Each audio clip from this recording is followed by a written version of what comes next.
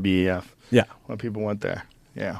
What I wanted to ask you before, because I'm fascinated by Egypt, is when you had Randall and Graham on, Randall alluded to technologies that I've actually done some research, even though you shouldn't do your own research. I've done some research on and thought about how they move those fucking stones. And there's a lot of people with theories about using frequency to be able to move the stones. And Randall mentioned on that podcast that he'd been working with the company for like 7 years. Yeah. And that there was technology about to come out. There was actually somebody who did something similar in Florida, I believe, built a structure. Oh, the Coral Gables. Yeah, the Coral Castle, rather. Has anything come from that? Do you know? No. I mean... Because they still can't, I mean, they talk about, slave labor or log rolling, but these megaton, stones that were used to build the pyramids, like what they say, how it was moved and the time it would have taken and the manpower, to me, is complete bullshit. It's also how far they had to take them through the mountains. Where the quarries were. No machinery. Yeah. Yeah, it's almost like it's so immense and so incredible that it's there as a reminder that something was different. But I don't think there's ancient technology like that could have been used. I'm sure of it.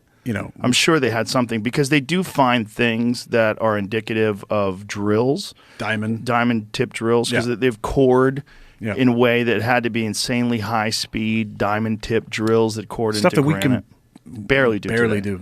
Yeah, and then it's just the sheer mass. I mean, the amount of stones, 2,300,000 stones in the Great Pyramid, and they're perfectly aligned, a true north, south, east, and west. It's just the whole thing about the quarries being hundreds of miles away. The whole thing is nuts.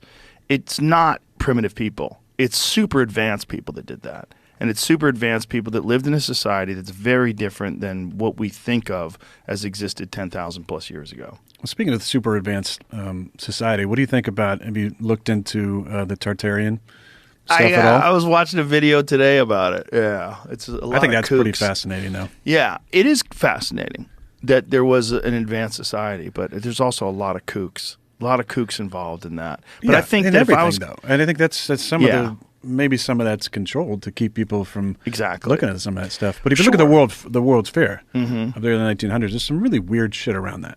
Like about what? The structures that they built over them they were supposed to take down in some of these cities, about some of the technologies that were used in some of the architecture, and how some of that architecture isn't standard with many of the other buildings of the same era, what they were doing on top with free energy possibly on some of these buildings. It's pretty wild stuff. So like free energy, like Tesla, what would Tesla... Like they were able to extract energy from the atmosphere, electricity for everybody. I think they had, and you can maybe bring something up, Jamie, but I believe they had mercury in these, was it copper, kind of balls on top of the buildings, and they figured out a way to extract energy just from the air.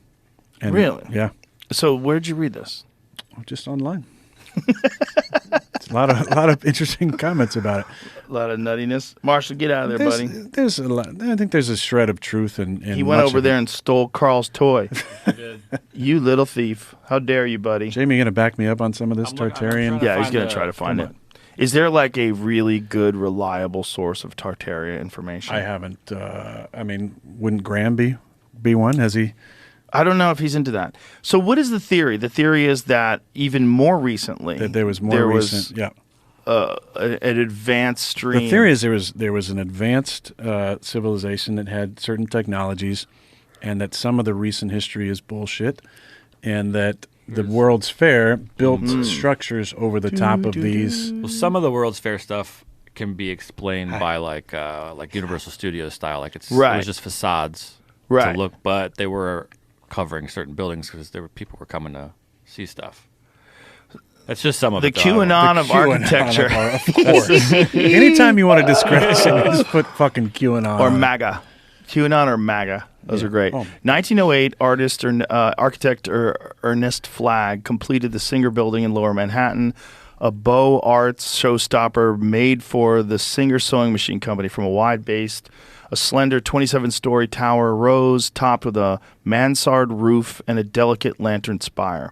Every inch dripped with sumptuous detail inside and out, vaulted roofs, marble columns with bronze trim, window mullions with spiral. I don't even know what a mullion is. With spiral fluting, the lobby was said to have a celestial radiance. A book written about its construction. For a year, it was the tallest building in the world at 612 feet and a celebrated landmark for decades after that, but not too much longer despite its great height. The pencil-thin tower lacked office space in the 1960s. The company sold it. Its ornate headquarters. Demolition proceeded in 1967. It's the tallest building to ever be peacefully demolished. Peacefully. Interesting. By any account, it's a fantastical tale. Once the tallest building in the world and a New York City icon, knocked down in just a handful of decades. It's like the part of the bottom here, that adherence to the theory of belief. Blah, blah, blah. Yeah. So you need to find something about the top of these buildings, what they had. Tartaria rises. Tartarian-themed content is produced for YouTube videos that get picked over on Reddit. Our Tartarian architecture sub, which began in 2018 December, has 3,300 members.